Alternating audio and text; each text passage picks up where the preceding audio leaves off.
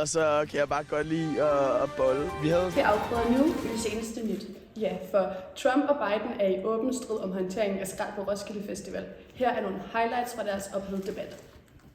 We need to bygge a wall and keep that filthy skrald out of our camp. This is not the løsning. Your son was the one casting around kanyler uden samling them up. You knocked up Stormy Daniels and left both the condomer outside your tent.